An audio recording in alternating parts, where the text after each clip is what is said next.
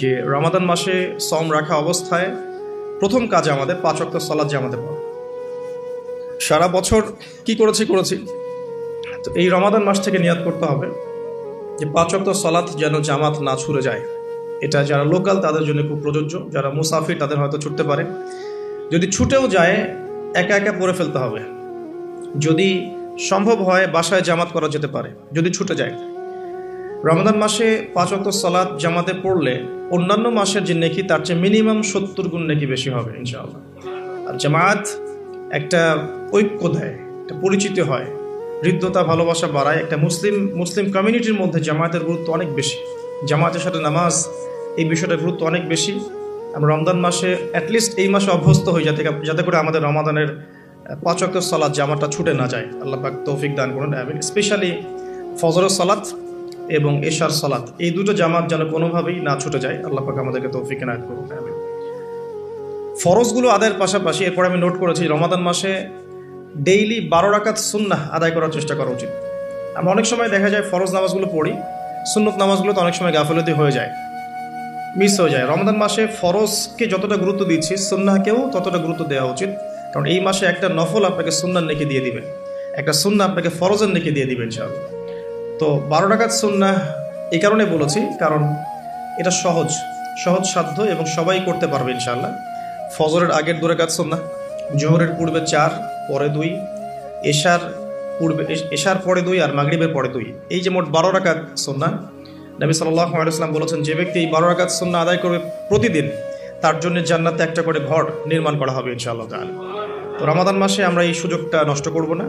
আল্লাহ পাক আমাদেরকে তৌফিক এনায়েত করুন, আমিন। তো 5 ওয়াক্ত সালাত জামাতের সাথে 12 রাকাত সুন্নাহ। আমরা কিন্তু প্রতিটা কাজ করছি কি উদ্দেশ্যে? ওই যে শেষের অংশটুকু লাআল্লাকুম তাত্তাকুন। এই যে তারাবি, আমার এই তাহাজ্জুদ, আমার এই কম খাওয়া, আমার এই কম কথা বলা, কম মেলামেশা করা মানুষের সাথে, আমার হালাল স্ত্রীকে ছেড়ে দেয়া, খাবার পানি ছেড়ে দেয়া, 5 ওয়াক্ত নামাজ জামাতে পড়া, ডেইলি 12 রাকাত সুন্নাহ আদায় করা, এগুলোর উদ্দেশ্য কি? আমার উদ্দেশ্যটা কিন্তু ওইটা, লাআল্লাকুম তাত্তাকুন, যাতে করে আমি শক্তি অর্জন করতে পারি, যেই শক্তি দিয়ে আমি ইসলামের বিজয় অর্জন করতে পারবো। উদ্দেশ্য কিন্তু আমাদের এইটা। এগুলো জাস্ট কাজ এবং মাধ্যম। সামনে যাচ্ছি, রমাদান মাসে আমরা বেশি বেশি দোয়া করার চেষ্টা করবো ইনশাআল্লাহ। কারণ সম রেখে বেশি বেশি দোয়া করতে উৎসাহিত করা হয়েছে। কারণ 3 ব্যক্তির দোয়া ফেরত দেওয়া হয় না।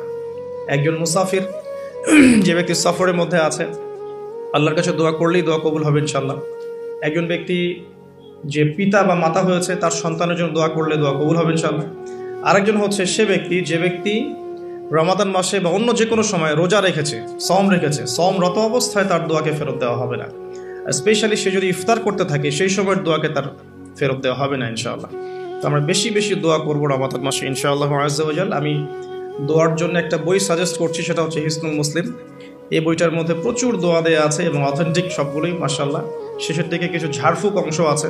কারো যদি চোখ লাগা বা বদনজর বা জিন ঘটিত সমস্যা থাকে বা তাবিজ কবজ জনিত কোনো সমস্যা থাকে, এগুলো ট্রুথ, এগুলো সত্য, এগুলো কোনো আনসাইন্টিফিক বিষয় নয়। আর কোনো কিছু আনসাইন্টিফিক হলে যে ইসলামিক হবে না এমনও নয় বিষয়টা।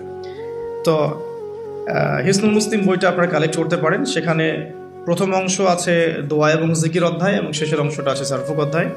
আপনারা মিনিমাম প্রথম অংশটুকু মুখস্থ করে ফেলতে পারেন। আর দোয়া করার সময় জায়গাগুলো বুঝে দোয়া করতে হবে, যে কখন কিভাবে দোয়া করলে দোয়াগুলো কবুল হবে। প্রথম কথা হচ্ছে যে দোয়া করার আগে আল্লাহ ভাবে সূরা ফাতিহা পড়ে নিতে পারেন একবার। দোয়া করার শুরুতে আপনি দরুদ পড়বেন, দরুদের ফলে দোয়া কবুল হয়। দরুদ না পড়লে দোয়াটা আসমানে গিয়ে ঝুলে থাকে, উঠিয়ে নেওয়া হয় না।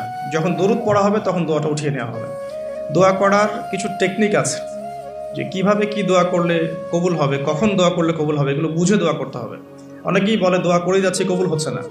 কিছু বিষয় আছে হয়তো এই কারণে হচ্ছে না। হয়তো বা আল্লাহ পাক চাচ্ছেন এটা আপনার জন্য পরে পাওয়া উত্তম, সেই জন্য আপনি এখন পাচ্ছেন না। হয়তো বা আল্লাহ পাক আপনাকে পরকালে দিবেন বলে জমা রেখেছেন, হয়তো এই জন্য পাচ্ছেন না। অথবা হয়তো আপনার আকীদায় শিরক আছে, হয়তো এই জন্য হচ্ছে না। হয়তো বা আমলে বেদায়াত আছে, এই কারণে হচ্ছে না।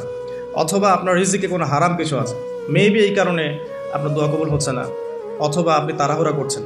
তাড়াহুড়ার ব্যাখ্যায় নবী সাল্লাল্লাহু আলাইহি ওয়াসাল্লাম বলেছেন যে মানুষ বলে আমি দোয়া করেই গেলাম, আমার দোয়া কবুল হলো না। তো আমরা জেনে নিব যে কোন কোন জায়গায় কিভাবে দোয়া করলে দোয়া কবুল হবে। এই বইটার মধ্যে সবই দেয়া আছে, হিসনুল মুসলিম বইটার মধ্যে। তারপর আমি বলছি আমার ব্যক্তিগত ইলম থেকে কিছু কথা, সেটা হলো দোয়া করার আগে অবশ্যই আল্লাহর প্রশংসা করবে। অ্যাটলিস্ট একবার আলহামদুলিল্লাহ বলে হাত তুলবেন। তারপরে আপনি নবী সাল্লাল্লাহু আলাইহি সাল্লামের কাছে উপরে একবার দরুদ পড়বেন। আগে আগে আল্লাহর প্রশংসা, তারপরে দরুদ। এরপরে আপনি নিজের পাপের ক্ষমা চাবেন। আগে আপনি পাপ করেন বা না করেন, আগে বলবেন রব্বিক ফিরলি, আল্লাহ আমাকে মাফ করে দাও, পাপ করেন বা না করেন। এটা সুলাইমান আলাইহিস সালামের সেই দোয়া থেকে আমি শিক্ষা নিয়েছি। সুলাইমান আলাইহিস সালাম যে বিখ্যাত দোয়ায় বলেছিলেন যে আল্লাহ আমাকে এমন মুলক এবং রাজত্ব দান করুন যে মুলক আর রাজত্ব আপনি কাউকে কখনো দেননি। এই দোয়ার শুরুতে তিনি বলেছেন রব্বিক ফিরলি, আল্লাহ আমাকে মাফ করুন। তো এটা আদব, দোয়ার আদব হচ্ছে আগে নিজের ক্ষমা চাওয়া, আল্লাহর কাছে নিজের ভুলের ক্ষমা চাওয়া, তারপরে দোয়া করা। হামদ, সানা, দরুদ, এরপরে আপনি ক্ষমা চাবেন। এবার আপনি দোয়াগুলো করবেন আপনার মন থেকে।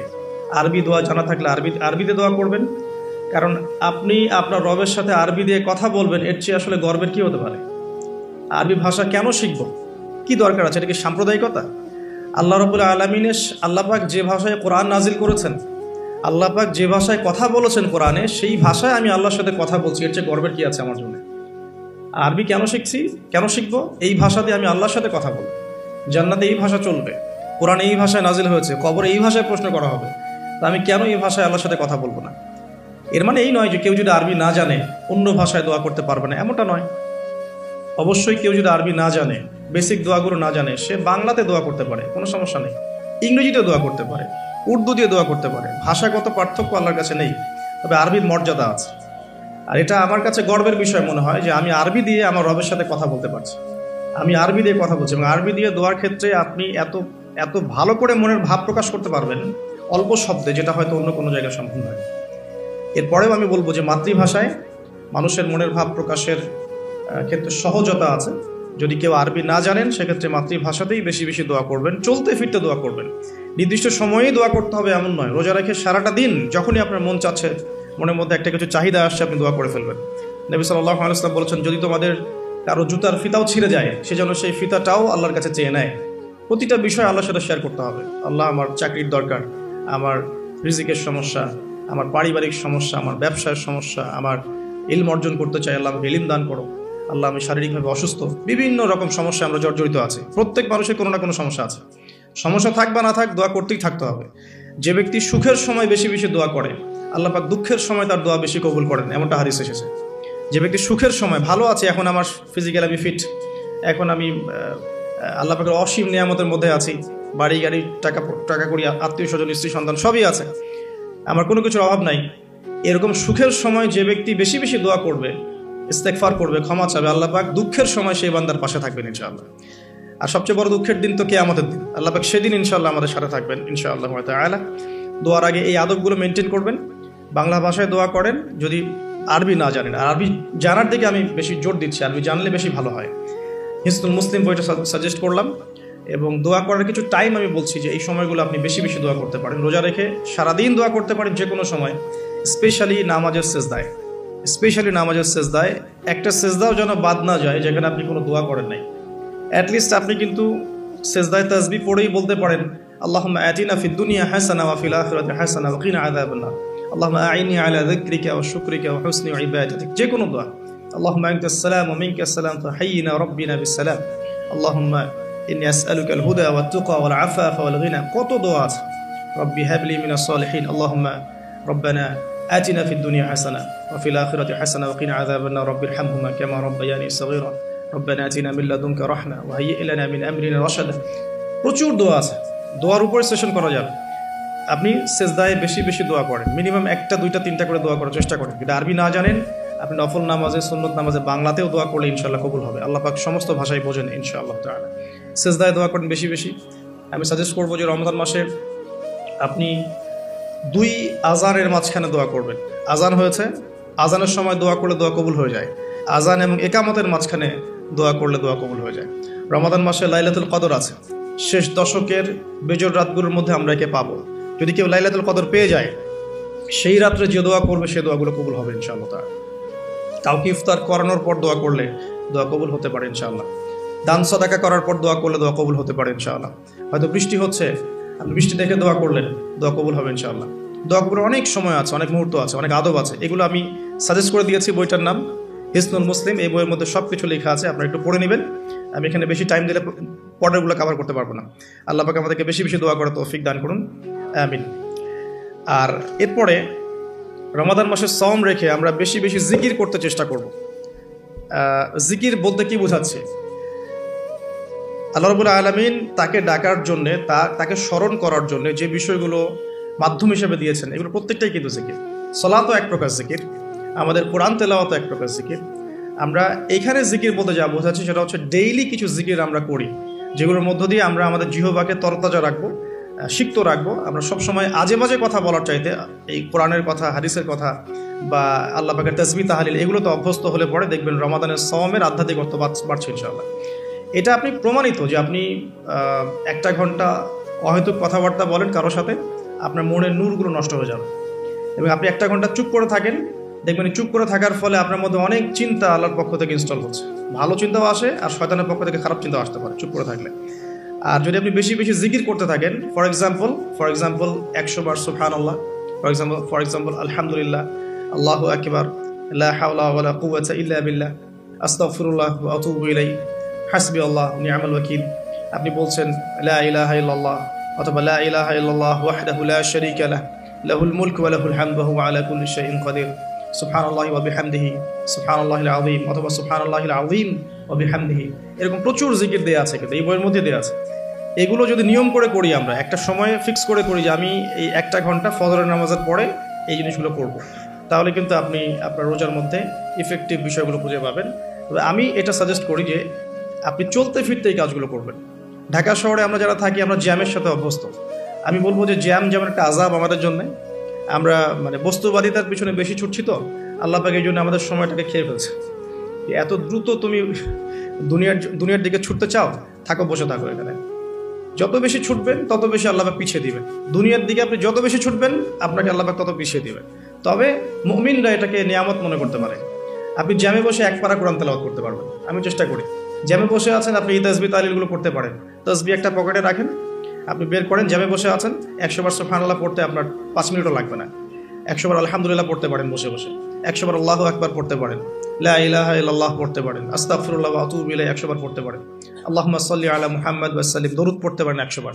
আপনি দেখবেন সময়টা কাজে লাগলো, আপনার কিন্তু সময়টা কাজে লাগলো এবং আপনার মনের মধ্যে কিছু খারাপ চিন্তা চেতনা আসছিল, এটা দূর হয়ে গেল, মনটা শান্ত হলো, রিল্যাক্স থাকলেন, আল্লাহর নূর আসলো। এই কাজগুলোই একসাথে মিলে কিন্তু রোজাটাকে আপনার ইফেক্টিভ বানাবে। শুধুমাত্র না খেয়ে থাকাটা আপনাকে খুব একটা রুহানিয়াত দিবে না। আল্লাহ পাক আমাদেরকে বেশি বেশি জিকির করার তৌফিক দান করুন। আমি তারপরে বলবো সওম রেখে ইস্তেগফার করতে হবে বেশি বেশি। ইস্তেগফার মানে আস্তাগফিরুল্লাহ ওয়া আতুবু ইলাইহি, এবং শুধু মুখে বলা নয়, বরং আমি একটা পদ্ধতি অবলম্বন করার চেষ্টা করছি, আমার কাছে এটা ইফেক্টিভ মনে হয়েছে বলে শেয়ার করছি।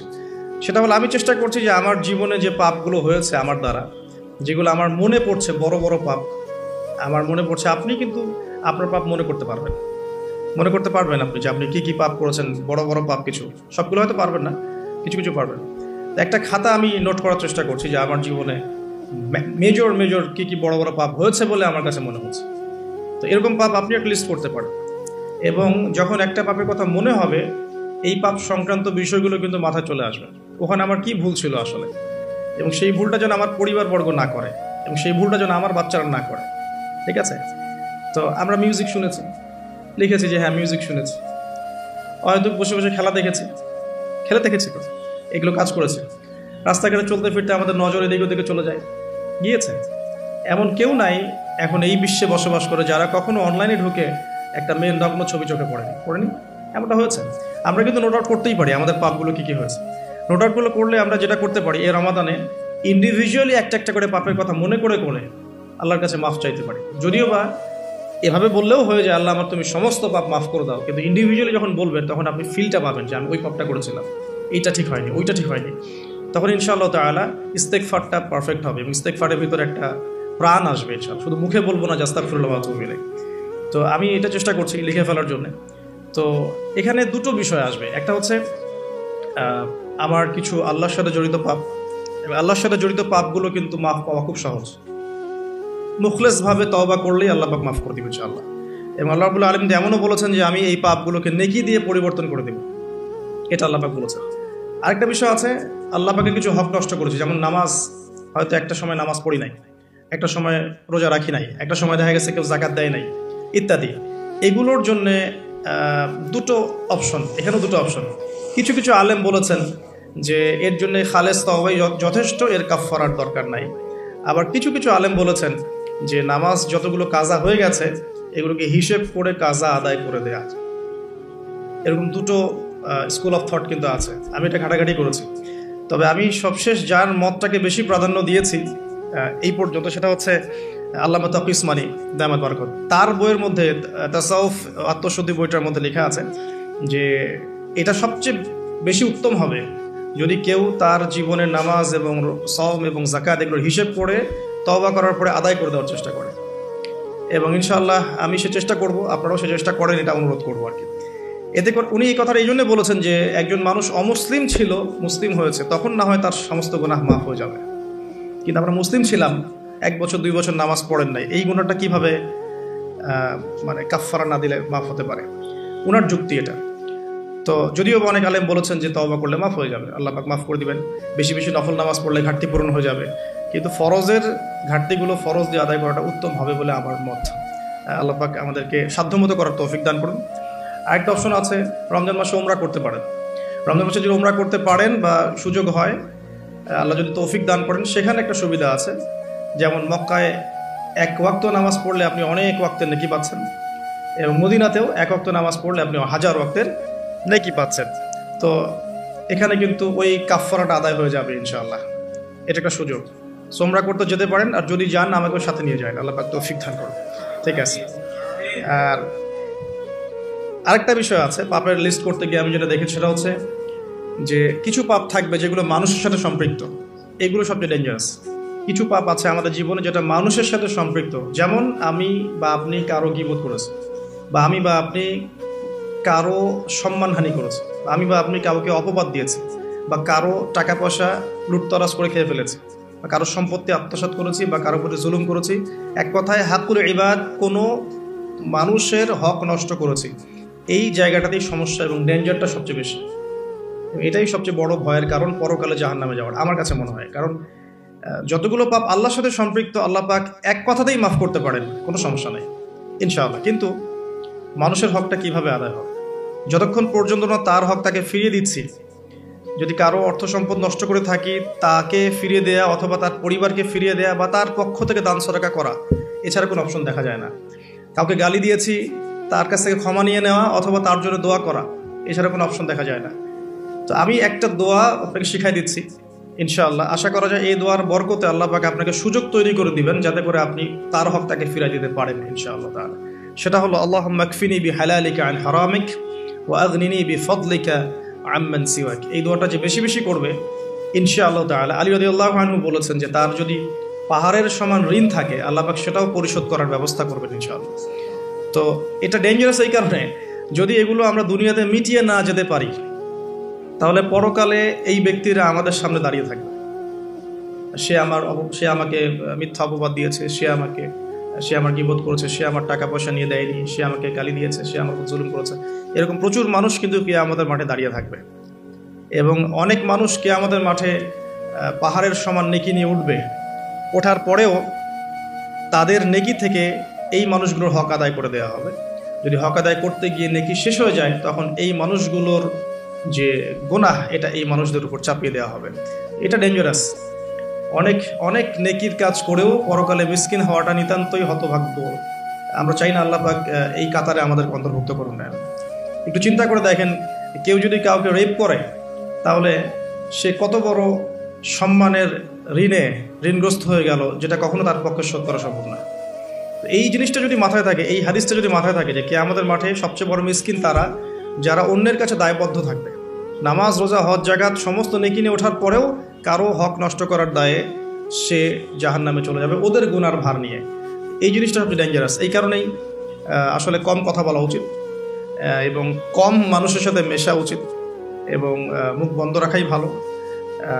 বেশি না বলা, বেশি কিছু ভাবতে না যাওয়া, বেশি গেজ না করা।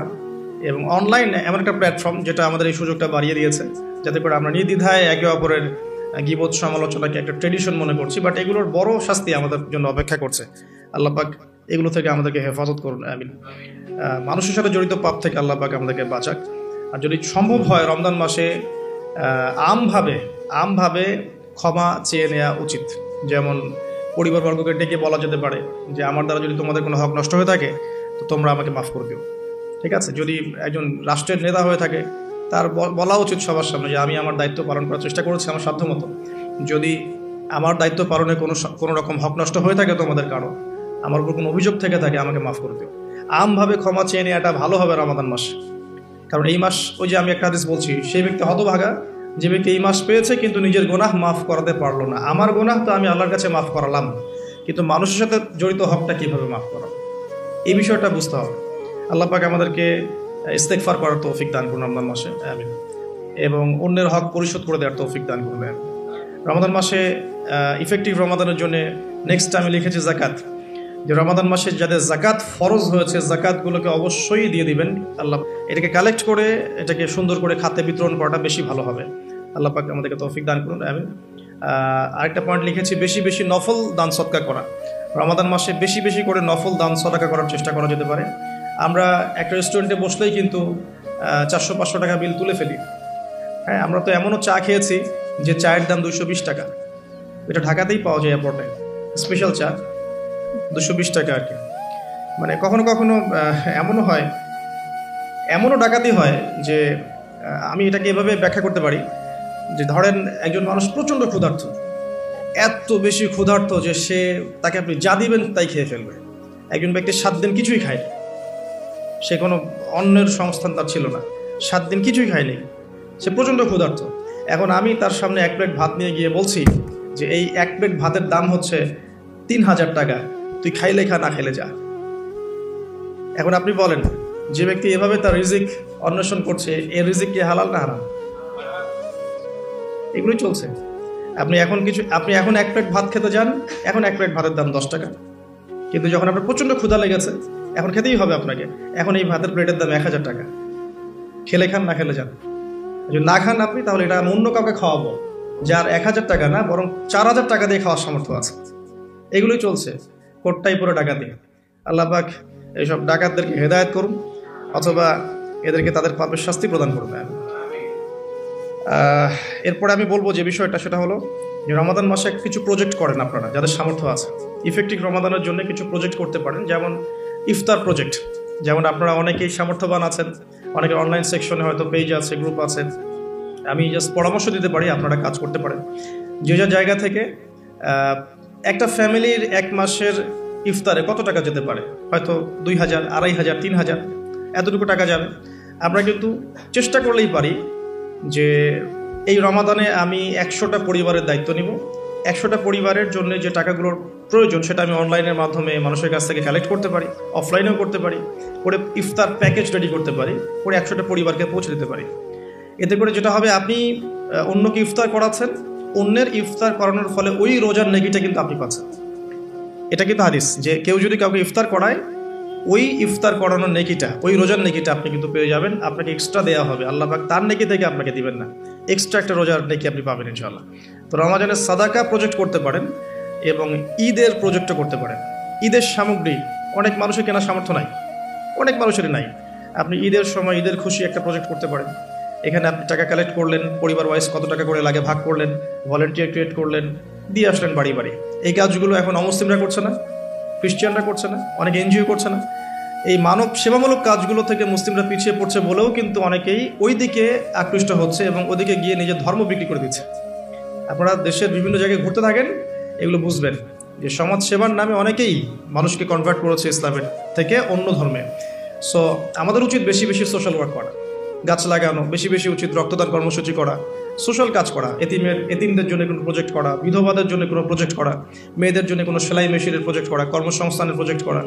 স্পেশালি রমাদানে আপনারা চাইলেই রমাদানের ইফতার প্রজেক্ট করতে পারেন, ঈদের খুশি একটা প্রজেক্ট করতে পারেন। যাদের সামর্থ্য আছে আপনারা কিন্তু করতে পারবেন, আল্লাহ পাক তৌফিক দান করুন, আমিন। আমি এরপরে লিখেছি অন্যকে ইফতার করানো, যেটা আমরা মসজিদের উদ্যোগে করতে পারি, মাদ্রাসার উদ্যোগে করতে পারি। প্রত্যেকটা রমাদানের আসর থেকে মাগরিব পর্যন্ত স্থানীয়ভাবেই আপনারা কিন্তু তালিমের আয়োজন করতে পারেন, তালিমি বৈঠক করতে পারেন। আসরের নামাজ শেষ হয়ে গেছে, এখন যে কোনো একটা টপিকে বা একটা দুইটা হাদিস নিয়ে বা একটা কোরআনের আয়াতকে নিয়ে ইমাম সাহেব আধা ঘন্টা 1 ঘন্টা কথা বলবেন, এবং কথা বলা শেষ হয়ে গেলে আমরা সবাই যারা মসজিদে আছি একসাথে বসে ইফতার করে বাসা যাব। এতে করে কিন্তু একটা সামাজিক হৃদ্যতা তৈরি হবে, রমাদানকে এনজয় করা যাবে। তো এটা আমরা করতে পারি, অন্যকে ইফতার করানো। আর আমি পয়েন্ট আউট করেছি একটা বিষয় স্পেশালি, সেটা হচ্ছে রমজান মাসে আত্মীয়তার বন্ধনগুলো জোড়া লাগাবেন। রমাদান মাসে যে ব্যক্তি আত্মীয়তার বন্ধনগুলো জোড়া লাগাতে পারবে না, অন্য কোনো মাসে সম্ভব হবে না হয়তোবা, ইল্লা মাশাআল্লাহ। রমজান মাসে সবার মন নরম থাকে, ইমানের তেজ বেশি থাকে, মানুষ পরকালমুখী কাজ বেশি করে। এই সময়টাই উত্তম সময় পরিবারের মধ্যে ফাটলগুলোকে জোড়া লাগানো এবং আত্মীয়তার বন্ধনগুলোকে জোড়া লাগানো। কেন করব? কারণ আমি আমার স্বার্থে করব। আল্লাহ রাব্বুল আলামিন বলেছেন, তার নবীর মাধ্যমে আমাদেরকে বলেছেন যে কেউ যদি পছন্দ করে তার রিজিককে প্রশস্ত করা হোক এবং তার নেক হায়াতকে লম্বা করা হোক, সে যেন আত্মীয়তার সম্পর্ক বজায় রাখে।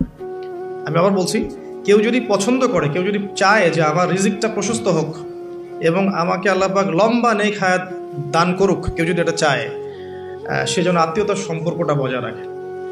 আর এক সৌভাগ্যবান ব্যক্তিদের সংজ্ঞায় একটা হাদিস এসেছে যে লিমান তালা উমরুহু ওয়া হাসুনা আমালুহু, যে ব্যক্তির হায়াতকে, নেক হায়াতকে লম্বা করা হয়েছে এবং নেক আমল বেশি বেশি করার তৌফিক দেওয়া হয়েছে, এই ব্যক্তি সবচেয়ে বেশি সৌভাগ্যবান। তো এর জন্য একটাই অপশন আছে, সেটা হলো আত্মীয়তার সম্পর্ক বজায় রাখা।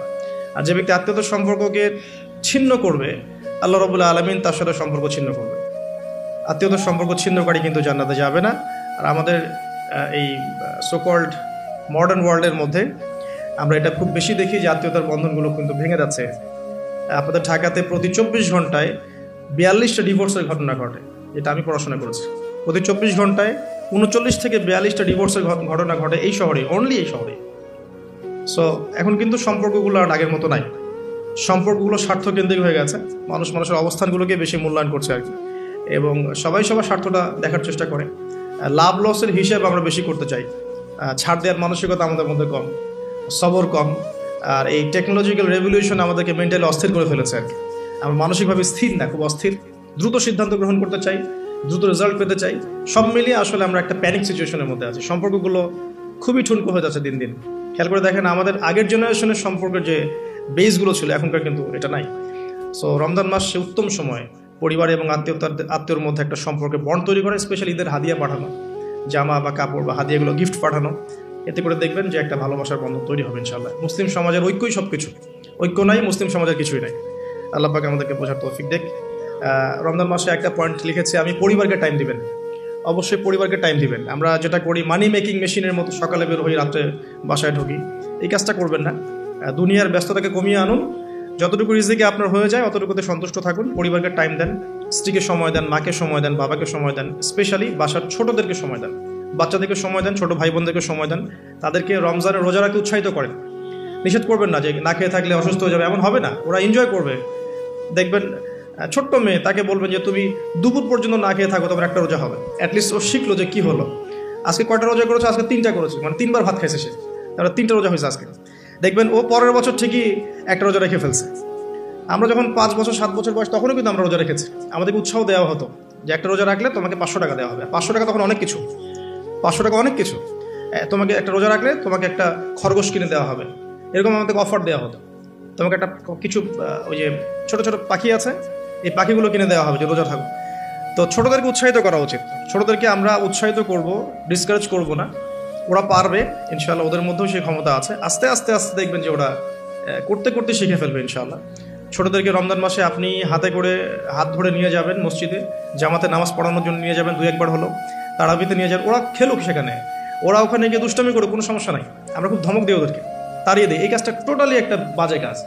এবং অন্যান্য মুসলিম কান্ট্রির মসজিদগুলোতে গিয়ে দেখবেন তারা কিন্তু উৎসাহিত করে। ইভেন হারাম শরীফে গিয়ে দেখবেন এই মাতাফের পাশে যখন যে বিশাল যে ফ্লোর আছে, এখানে বাচ্চা কাচ্চারা অনেক জোরে জোরে দৌড়ায়, চকলেট খায়, বেলুন নিয়ে খেলে, ওখানে কত কি করে। আমরা নিজেরাও খেলেছি ওদের সাথে। তো পরিবেশটাই দেখে মনে হয় মাশাআল্লাহ কি ইসলামিক একটা রুহানিয়াত পরিবেশ, ইসলামিক সংস্কৃতির পরিবেশ। সো আমরা মনে হয় বাচ্চাদের প্রতি বেশি জুলুম করে ফেলি। বাচ্চাদেরকে এত ধমক দেওয়া যাবে না, ওদেরকে সময় দিতে হবে, ওদেরকে রোজা রাখতে উৎসাহিত করা উচিত, গিফট দেওয়া উচিত, এবং ওদেরকে বোঝানো উচিত যে এগুলো আমরা করছি আল্লাহর জন্যে, আল্লাহকে চিনতে শেখানো উচিত। আমি লুকমান হাকিমের প্যারেন্টিং নিয়ে একটা লেকচার দিয়েছিলাম, ওখানে আপনারা দেখতে পারেন যে লুকমান আলাইহিস সালাম কীভাবে তার সন্তানকে উপদেশ দিচ্ছেন। তো ওভারঅল বাচ্চাদেরকে টাইম দেওয়া এবং তাদেরকে উৎসাহিত করা আমার মনে হয় রমজানের সৌন্দর্য আরও বৃদ্ধি করবে ইনশাআল্লাহ তাআলা। আরেকটা পয়েন্ট আছে, সেটা হলো দুনিয়ার ব্যস্ততা আপনাকে কমিয়ে আনতে হবে রমজান মাসে। এবং টেকনিক্যাল কিছু কাজ করা উচিত, যেমন বাজারঘাট এগুলো আগে করে ফেলতে পারেন যাতে করে আপনাকে কম বাজারে যেতে হয়। যদি আপনার কাছে সামর্থ্য থাকে ঈদের শপিং করে ফেলা যাতে করে লাইলাতুল কদর আপনার মিস না হয়। লাইলাতুল কদর মিস হওয়ার সবচেয়ে বড় রিজন কি আমাদের দেশে? লাস্টের দশকে মার্কেটে থাকা, এটা সবচেয়ে বড় রিজন। অনেকে মার্কেটে ঢুকলে একবার বেরোতে চায় না, সাথে ওয়াইফকে নিয়ে গেলে আরও মুশকিল আছে, আপনি বেরোতে চাইলেও সে বেরোতে দিবে না, এটা হয়নি, ওটা ম্যাচিং হয়নি, ওইটা ম্যাচিং করতে হবে, এটা করতে হবে, অবস্থা খারাপ। আর কখনোই আপনি আপনার স্যালারিকে নিয়ে মেয়েদের হাতে তুলে দিয়েন না যে যাও তোমরা মার্কেটে গিয়ে শপিং করে আসো, এই কাজটা করতে যায় না। নিজেও নিজের শ্রম আর আধ্যাত্মিকত্ব নষ্ট করবে, আরও 10 জনের রোজার নষ্টের ভাগিদার হয়ে যাবে। এই জায়গায় আরেকটা কথা আমি অ্যাড করবো যে আমাদের পরিবার বর্গের মহিলারা যেন রমজান মাসে বেপর্দায় না থাকে। রমজান মাসে বেপর্দায় না থাকে মানে এই মাসে অভ্যস্ত হয় যেটা সারা বছর কিভাবে আমি পর্দায় থাকতে পারি। রমাদান মাসে খাস পর্দায় চলে আসা উচিত, তাদের বোরখাগুলোর পর্দাও ঠিক করা উচিত। আমি তো আসলে এই বিষয়ে বেশ কথা বলেছি, তাদের কথা, তাদের হাঁটা চলা, তাদের চোখের চাহনি, তাদের অঙ্গভঙ্গি, প্রতিটা বিষয়ের মধ্যেই পর্দা আছে। আসলে শুধুমাত্র কাপড়ের পর্দা বোঝানো হচ্ছে না এখানে, তাদের কথা, তাদের মেন্টালি, ওদের আচরণ, হাঁটা চলা, ওঠা বসা, চাহনি সব কিছুই পর্দার অন্তর্ভুক্ত। এই বিষয়টা আমাদের মা বোনদেরকে বুঝতে হবে যে পর্দা শুধুমাত্র পোশাকের নাম নয়, এটা একটা মানসিকতার নাম, যে আমি নিজের লজ্জাশীলতার প্রকাশ ঘটাবো, এটাই হচ্ছে পর্দা। এরপর তো একটা পোশাক লাগবেই, এবং সেটা হবে ঢিলে ঢালা পোশাক, এত বেশি টাইট ফিটিং না যে গায়ের কাঠামো বোঝা যায়, এত পাতলা নয় যে বাইরে থেকে ভিতরের অঙ্গ দেখা যায়, অমুসলিমদের সাথে সাদৃশ্যপূর্ণ নয়, এবং মেয়েরা ছেলেদের পোশাক পরতে পারবে না, যেটা আমাদের শহরে ফ্যামিলিস্ট রেভলিউশনের মাধ্যমে ছড়িয়ে গেছে। এবং এই শহরে চলে কিভাবে আমরা চোখের পর্দা করব, এটা একটা বড় চ্যালেঞ্জ। এবং এমন কেউ নাই যার ঘরে আসলে বাবা নাই, ভাই নাই, স্বামী নাই, থাকার পরেও যখন মেয়েরা বের হচ্ছে তো বুঝতে হবে যে ব্যর্থতা আসলে আমাদের মধ্যেও আছে। তো আমরা রমজান মাসে আমাদের মা বোনদেরকে কন্ট্রোল করি, পর্দা শিখাই, এবং এটা ডিফিকাল্ট, কারণ মেয়েদেরকে কন্ট্রোল করা ডিফিকাল্ট। আপনি বেশি চাপ দিতে যায় না, তাহলে ভেঙে যাবে, আবার ছেড়ে দিলেও কিন্তু ওই অবস্থা থেকে যাবে। উত্তম নসিহতের মধ্য দিয়ে তাদেরকে দিনী পরিবেশের মধ্যে নিয়ে এসে দিনের কথাগুলো বোঝানো, বলা এবং পর্দা দিকে উৎসাহিত করা, স্পেশালি ওদেরকে বেশি বেশি মার্কেটে শপিং করতে না পাঠানো, এবং আপনার পুরো মাসের স্যালারিগুলোকে নিয়ে এসে একবারে হাতে গুঁজে দিয়ে রমজান মাসে যদি বলেন যে শপিং করে আসো, রোজার আধ্যাত্মিকতা থাকবে না। আল্লাহ পাক বোঝার তৌফিক দান করুন, আমিন। দুনিয়ার ব্যস্ততা কমিয়ে আনুন এবং পরকালীন কাজ বেশি বেশি করুন রমজান মাসে। আর দুটো কাজ আমি বলবো, একটা হচ্ছে ডেইলি সুন্নাহ। আমাদের প্রত্যেকটা দিন কিছু ডেইলি সুন্নাহ আছে, এই সুন্নাহগুলোতে অভ্যস্ত হওয়ার সবচেয়ে সেরা সময় হচ্ছে রমজান মাস। আমরা নর্মালি অনেক সময় ঘুমিয়ে পড়ি, রমজান মাসে ঘুমের আগে একটু সুন্নাহগুলো আমল করে ঘুমাই। নর্মালি বাথরুমে যাই, রমজান মাসে চেষ্টা করি যে বাথরুমে যাওয়ার আগে পরের দোয়াগুলো শিখে ফেলি। নর্মালি আমরা খাওয়ার আগে আমরা পরে আমরা দোয়াগুলো শিখি। প্রতিটা কাজের কিন্তু দোয়া আছে, প্রতিটা কাজের সুন্নাহ পদ্ধতি আছে, এবং এই সুন্নাহগুলো শেখার জন্যে বাংলাদেশের প্রেক্ষাপটে সবচেয়ে বেস্ট প্ল্যাটফর্ম হচ্ছে তাবলিগ জামাত প্ল্যাটফর্ম। এটা আমার মত, আমার সাথে অনেকে দ্বিমত করতে পারেন, আমি দ্বিমতকারীদের ব্যাপারে মোটেও চিন্তিত নই, এবং আমি সমালোচনা জবাব দেওয়ার ক্ষেত্রে খুব পটু নই, শুনতে আমি বেশি পছন্দ করি। কিন্তু আমার মত হচ্ছে তাদের সাথে যদি আপনি থাকেন 3 দিন 5 দিন 7 দিন একটু সময় দিয়ে আসেন, আপনি কিন্তু সুন্নাহগুলো শিখতে পারবেন, কোন কাজের কি সুন্নাহ। তারা খুবই স্ট্রিক্টলি এটাকে কিন্তু আপনার শেখায় এবং এটাকে মুখস্থ করিয়ে ফেলে। আমরা স্কুল লাইফে অনেক শিখেছি, কলেজ লাইফে আমরা সময় অনেক শিখেছি। এগুলো শেখানোর জন্য বেস্ট প্ল্যাটফর্ম আমার কাছে মনে হয়। সো এছাড়াও বইপত্র পাওয়া যায়, কিন্তু বইপত্র পড়ে আমরা যতটা শিখতে পারি সহচর্যে গিয়ে আরও বেশি শিখতে পারি। এই জন্য বলছি যে সময় দিতে পারেন 3 দিন, এতে করে আপনি সুন্নাহগুলো শিখতে পারবেন। আর একটা পয়েন্ট বলে আমি শেষ করতে চাই এই জায়গা থেকে, সেটা হলো রমাদান মাসের সবচেয়ে বড় বিষয়, সেটা সবচেয়ে মেজর, সবচেয়ে বড় বিষয়টা হচ্ছে এই মাসে কোরআন নাজিল হয়েছে। সো এই মাস মানেই কোরআন। আপনাকে এই মাসে অন্য বইপত্র পড়াও বন্ধ করে ফেলতে হবে। যদি আপনার এক্সাম থাকে সেটা আলাদা বিষয়, আপনি এক্সাম আছে, আপনি পড়ছেন, পরীক্ষা দিবেন, সেটা আলাদা বিষয়।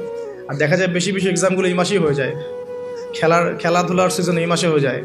হ্যাঁ, দেখবেন world cup cricket, world cup football, অমুক কাপ তমুক লিগ সব এই মাসেই হয়।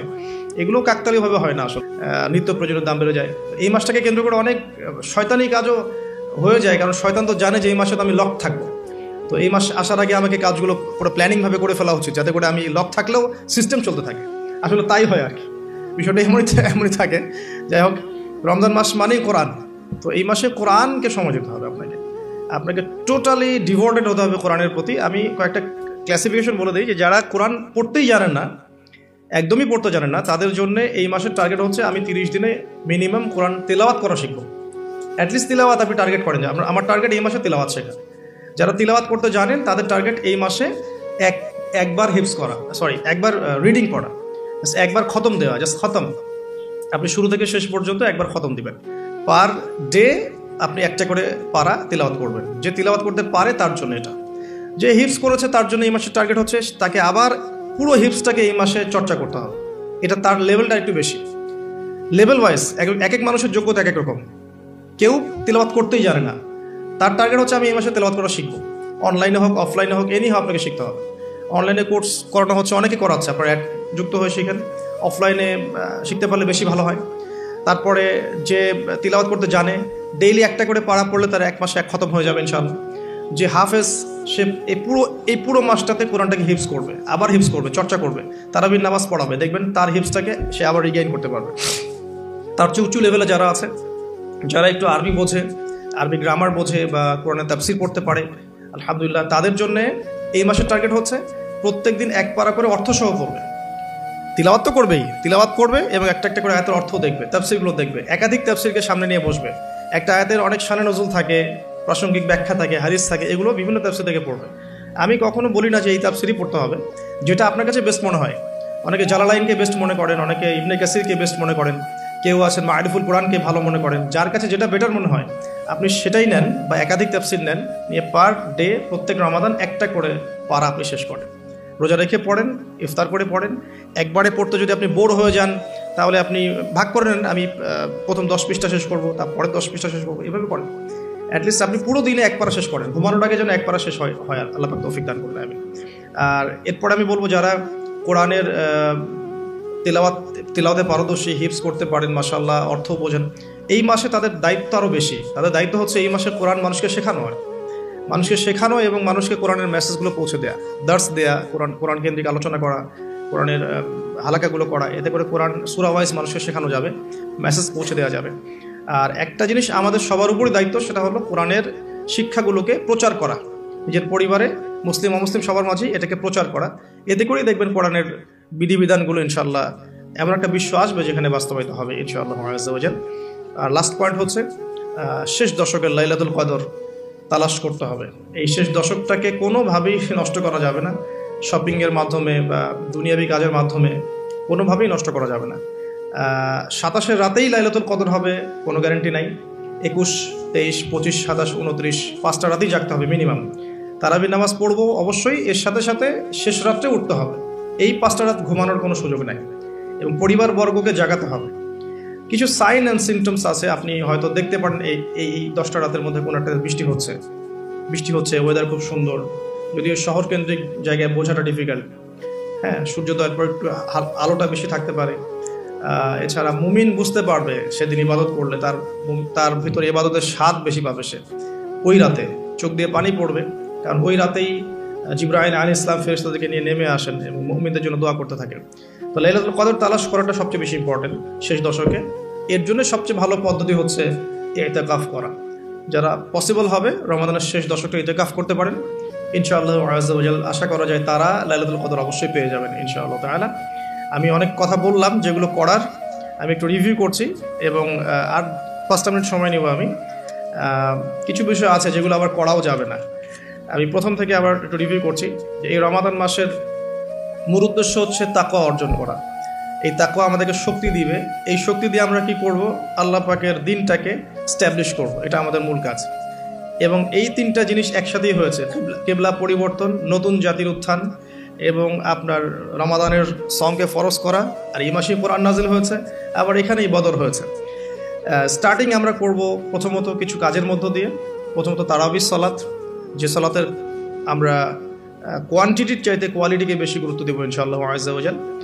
এরপরে আমরা শেষ রাতের তাহাজ্জুদে অভ্যস্ত হওয়ার চেষ্টা করবো ইনশাআল্লাহ, উইথ ফ্যামিলি, যদি আরও ভালো হয় পুরো ফ্যামিলির সাথে করা যায়। সাহরি এবং ইফতারে খাদ্যকে নিয়ন্ত্রণ করতে হবে, এবং খাদ্য নিয়ন্ত্রণের মধ্য দিয়ে প্রবৃত্তিকে নিয়ন্ত্রণ করতে হবে। ম্যানুফ্যাকচার্ড ফুডগুলো ত্যাগ করে আমরা ঘরের হোমমেড ফুডগুলো খাওয়ার চেষ্টা করব।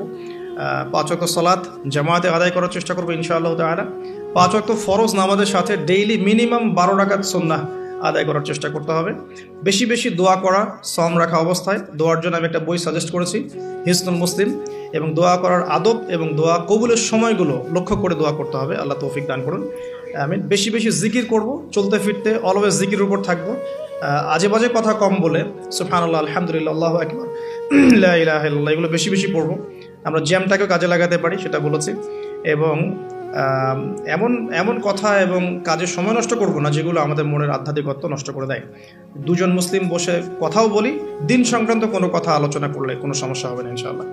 ইস্তেগফার করবো ইনশাআল্লাহ বেশি বেশি করে, নিজের পাপকে লিস্ট আউট করতে পারি, ইন্ডিভিজুয়ালি ক্ষমা চাওয়া পাপের জন্য, আমভাবে ক্ষমা চাওয়া, আর মানুষের সাথে জড়িত যে হকগুলো আছে এগুলোকে ফিরিয়ে দেওয়ার চেষ্টা করা। যদি না পারি ফিরিয়ে দিতে, তাহলে আল্লাহর কাছে আমার যে অপারগতা এটা প্রকাশ করা, যে আল্লাহ আমি চেষ্টা করেছি এরপরেও পারলাম না, আল্লাহ ওই ব্যক্তির তুমি কল্যাণ করে দিও বা মঙ্গল করে দিও, আমাকে মাফ করে দিও। এরপর আমরা জাকাতগুলো লিস্ট আউট করবো, জাকাতগুলোকে প্রদান করব। এটাকে সামগ্রিকভাবে আদায় করতে পারলে বেশি ভালো হয়, মসজিদ মাদ্রাসা বা সংগঠনগুলোর উদ্যোগে।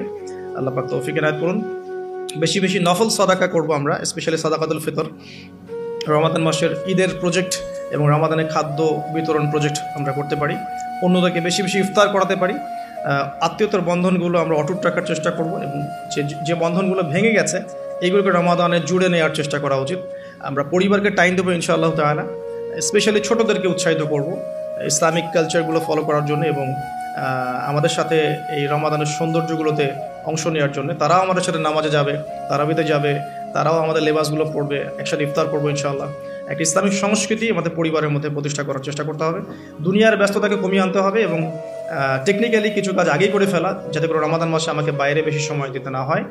ডেইলি সুন্নাহগুলোর উপর আমল করা, লাইলাতুল কদর পাওয়ার জন্য ইতিকাফ করা, এবং কোরআনুল কারীমের হকটাকে আদায় করা। কোরআনুল কারীমকে কেন্দ্র করে রমাদানের সময় কাটানো, অন্য বইগুলোকে বন্ধ করে ফেলা।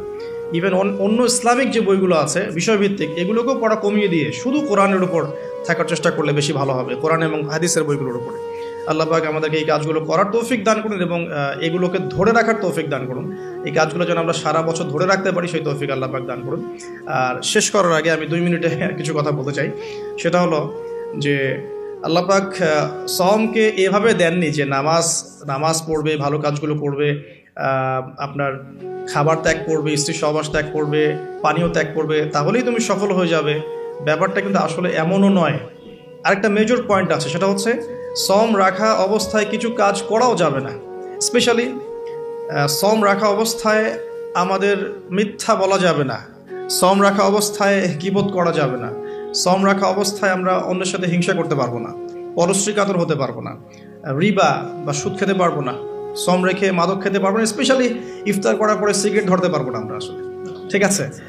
আমরা অন্যের প্রতি জুলুম করতে পারবো না, সওম রেখে আমরা মাপে কম দিতে পারি না, সওম রেখে আমরা বাজারে সিন্ডিকেট তৈরি করতে পারি না, আমরা কোটটাই পুরো ডাকাতি করতে পারি না সওম রেখে। স্পেশালি আপনার যে নাটক সিরিয়াল যে বিষয়গুলো আছে এগুলো দেখে রোজার বারাকাপূর্ণ সময়গুলো নষ্ট করা, ইভেন গার্লফ্রেন্ডের সাথে সময় দেওয়া, ফোনে কথা বলা, এই যে বিষয়গুলো আছে এই জিনিসগুলো আমাদের অ্যাভয়েড করতে হবে।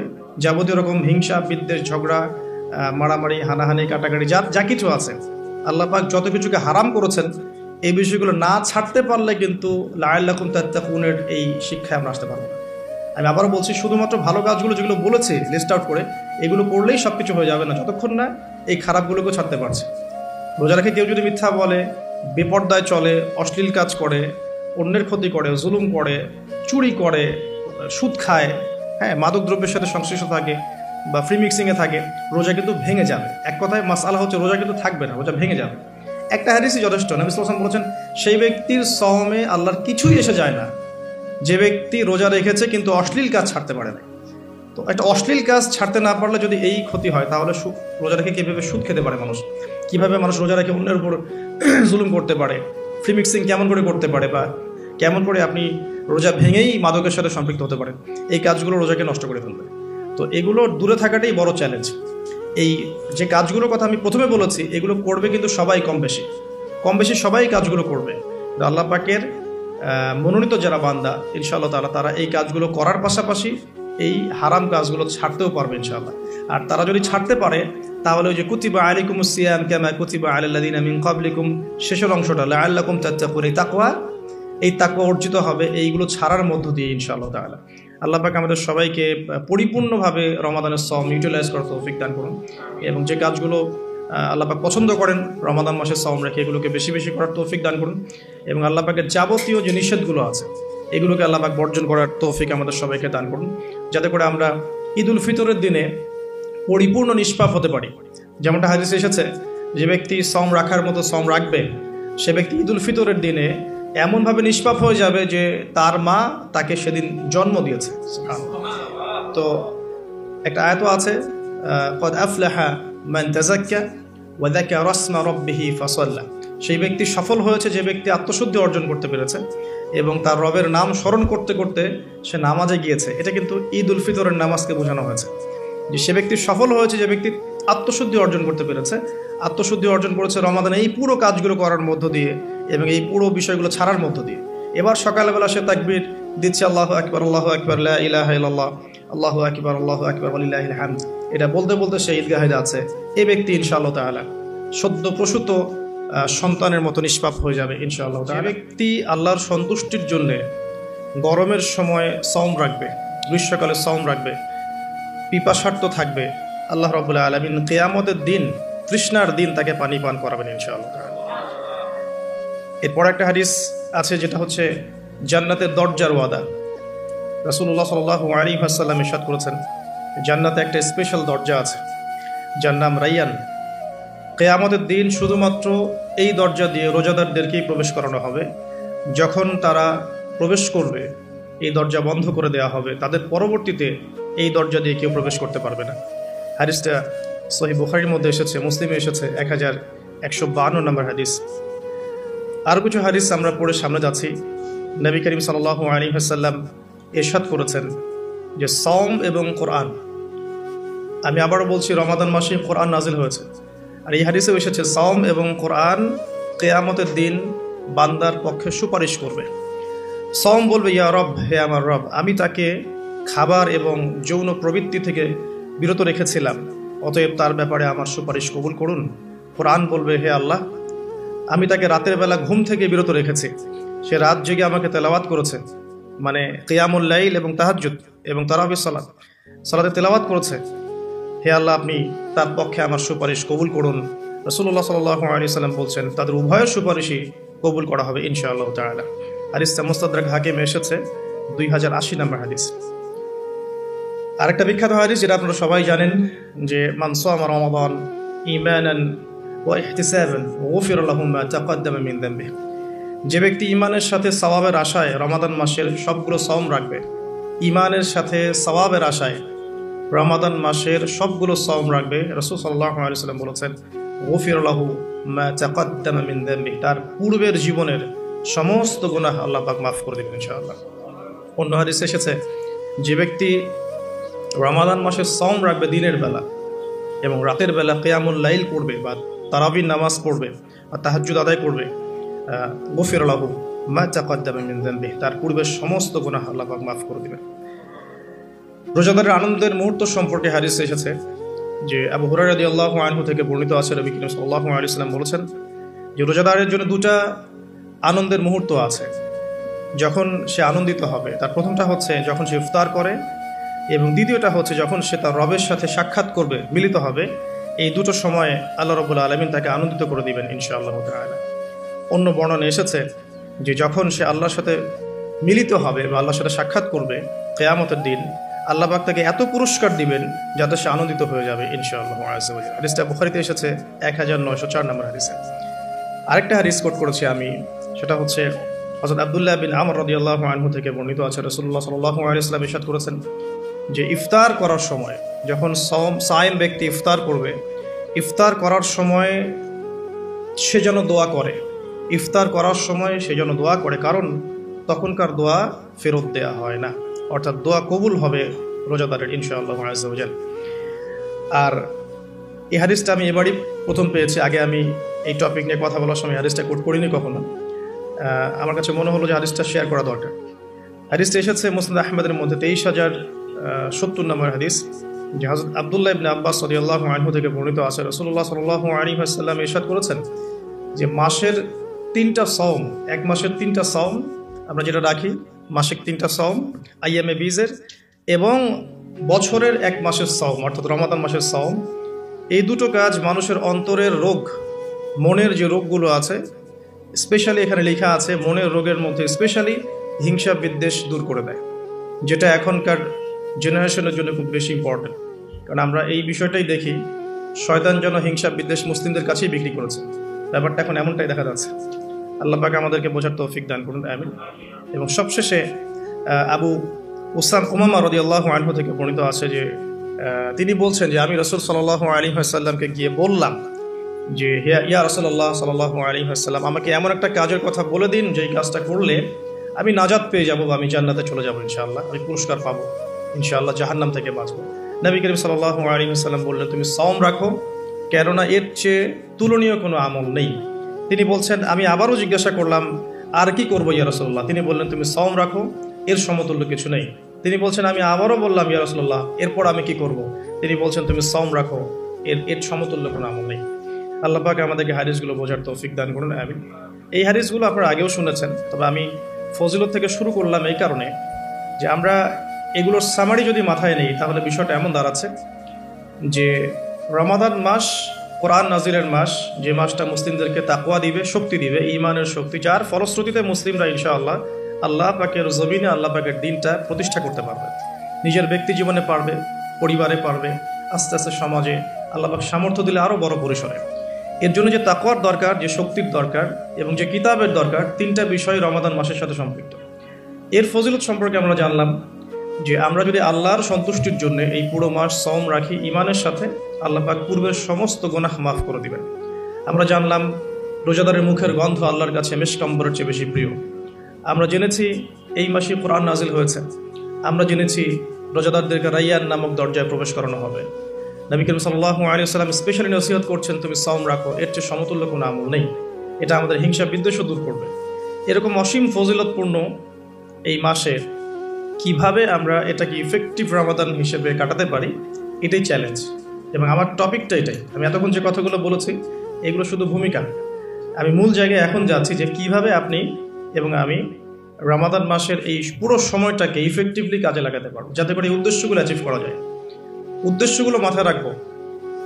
ওই ব্যক্তি হতভাগা যে ব্যক্তি রমাদান মাসকে পেয়েছে কিন্তু গুনাহ মাফ করাতে পারেনি, এই হাদিসটা মাথায় রাখবো। আর ফজিলতের হাদিসগুলো মাথায় রাখবো। কিয়ামুল লাইলের ফজিলত, রমাদানের সাওম রাখার ফজিলত, রাইয়ান নামক দরজা, জান্নাতের উঁচু মাকাম, আল্লাহর কাছে সুপারিশ করা, এগুলো মাথায় রাখছে। মূল উদ্দেশ্য হচ্ছে ইফেক্টিভলি রমাদানকে কাটানো, যাতে করে তাকওয়া অবলম্বন করা যায়, তাকওয়া অর্জন করা যায়। অনেকেই শুনেছি তাকওয়া, আল্লাহ ভীতি, আল্লাহর নিষেধকৃত বস্তুগুলো থেকে দূরে থাকা, কিন্তু অর্জন করার মাধ্যমগুলো কি, কোন কোন কাজগুলোর মধ্য দিয়ে অর্জন করা যায়, এটা কিন্তু আমরা খুব একটা আলোচনা করি না। আমরা ইফেক্টিভ রমাদানের প্রথম যে কাজটার কথা লিখেছি, আমি নোট করেছি এখানে মোটামুটিভাবে 20টার কথা। আমি স্টার্ট করছি এখান থেকে। ইফেক্টিভ রমাদান শুরু হবে কিন্তু আমাদের আজকে মানে সন্ধ্যার পর থেকে আর কি। আমরা নিশ্চয়ই পশ্চিমা সংস্কৃতির মতো রাত 12টার সময় রাত দিন কাটাই না। আমরা জানি আমাদের রাত এবং দিন শুরু হয় সূর্য ওঠা এবং ডোবার সাথে সম্পৃক্ত। সূর্য ডুবে গেলেই আমরা এখন রমাদানে প্রবেশ করছি। আমরা দোয়া করি আল্লাহর কাছে, আল্লাহ পাক যেন আমাদেরকে সুস্থ শরীরে রমাদানের সমস্ত সাওমগুলো রাখার তৌফিক দান করেন এবং রমাদান মাসটাকে ইফেক্টিভলি কাটানোর তৌফিক দান করেন। আমরা আমাদের চেষ্টাগুলো অব্যাহত রাখবো, বাকিটা আল্লাহ রাব্বুল আলামিন কবুল করার মালিক। আল্লাহ পাক চাইলে অল্প আমলেই নাজাত হয়ে যাবে ইনশাআল্লাহ আযজা ওয়া জাল। শুরুটা হবে মূলত তারাবি দিয়ে। আসলে আজকে আমরা তারাবি দিয়ে শুরু করছি। প্রথম যে কাজটা আমরা শুরু করছি রমাদান মাসে, সেটা তারাবি কেন্দ্রিক।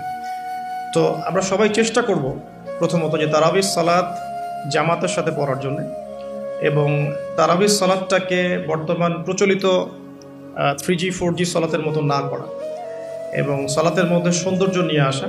আমরা যেটা করি রমাদান মাসে, ফেসবুক, ইউটিউবিং বা লেকচারগুলো সবখানে একটা বিষয় কমন উঠে আসে, সেটা হচ্ছে 8 টাকা 20 টাকা, যেটা নিয়ে আমি কোনো কথা কখনোই বলবো না ইনশাল্লাহ। অ্যাটলিস্ট আমার পক্ষ থেকে এরকম কোনো কথা আপনারা শুনবেন না। আমরা এখানে একটা শব্দ ব্যবহার করতে চাই, সেটা হচ্ছে নামাজের কোয়ালিটি। আপনি 8 টাকা দিয়ে পড়েন আর 20 টাকা দিয়ে পড়েন, আমি বলবো যে নামাজের কোয়ালিটিটা কেমন হয়েছে। কোয়ান্টিটি নিয়ে আমার কোনো মাথা ব্যথা নাই। নবী করিম সাল্লাল্লাহু আলাইহি ওয়াসাল্লামের যে 8 রাকাতের হাদিসটা আনা হয়েছে, 8 রাকাত বা 11 রাকাতের হাদিসটা সহিহ বুখারী থেকে আয়েশা রাদিয়াল্লাহু আনহার উদ্ধৃতি দিয়ে, সেই নামাজের সৌন্দর্য সম্পর্কেও কিন্তু কথা এসেছে। আয়েশা রাদিয়াল্লাহু আনহা বলেছেন তুমি আমাকে সেই নামাজের সৌন্দর্য সম্পর্কে জিজ্ঞেস করো না। হাদিসের কথাটা কিন্তু এমন ছিল, তুমি আমাকে, রাবিকে আয়েশা রাদিয়াল্লাহু আনহা বলছেন, তুমি আমাকে এই নামাজের সৌন্দর্য সম্পর্কে জিজ্ঞেস করো না। তিনি কিয়াম করলেন, প্রথম রাকাতেই 1 পারা 2 পারা 2.5 পারা কোরআন পড়ে ফেললেন এবং রুকু করলেন। রুকুতে ততক্ষণ থাকলেন যতক্ষণ তিনি কিয়ামে ছিলেন। রুকু থেকে উঠে ততক্ষণ দাঁড়িয়ে থাকলেন যতক্ষণ রুকুতে ছিলেন। সিজদায় গিয়ে ততক্ষণ থাকলেন যতক্ষণ তিনি দাঁড়িয়েছিলেন। তার পা ফুলে যেত। আমরা রাকাত সংখ্যা নিয়ে ঝগড়া করি, কিন্তু তিনি অল্প রাকাত নামাজের যে দলিল, সেখান থেকে আমরা কোয়ালিটি নিয়ে কথা বলি না। আদৌ কি আমরা এভাবে 8 রাকাত নামাজ পড়ছি যেভাবে রাসূলুল্লাহ সাল্লাল্লাহু আলাইহি ওয়াসাল্লাম পড়েছেন? তো রাকাত সংখ্যাটা বড় কথা নয়, বড় কথাটা হচ্ছে যে আমাদের নামাজের কোয়ালিটিটা কতটুকু হচ্ছে, নামাজের ধীর স্থিরতা কতটুকু হচ্ছে, কতটুকু কোরআন তেলাওয়াত করছে, রুকু সিজদা কত লম্বা করছে। আমি জানি এখানে আমরা তার মতো করে করতে পারবো না, এটা আমি জানি, কিন্তু কিছু পরিবর্তন আমরা আনতে পারি। প্র্যাকটিক্যাল সে কথাগুলো বলবো ইনশাআল্লাহ।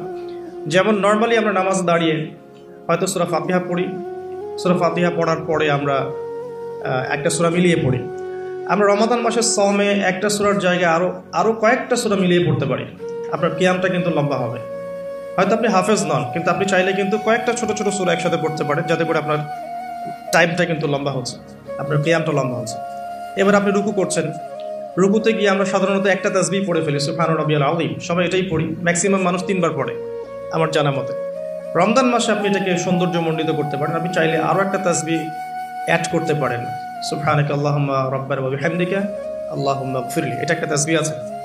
অথবা সুবহুন কুদ্দুসুন রব্বুল মালাইকাতি ওয়ার রূহ, এটা অ্যাড করতে পারেন। আপনি কিন্তু আরও এক্সট্রা 2টা তাসবিহ অ্যাড করলেন, আপনার রুকুটা লম্বা হলো, নামাজটার মতো সৌন্দর্য বাড়লো। আমরা উঠে দাঁড়িয়ে অনেক সময় সামি আল্লাহু লিমান হামিদা বলেই আমরা চলে যাই সিজদায়।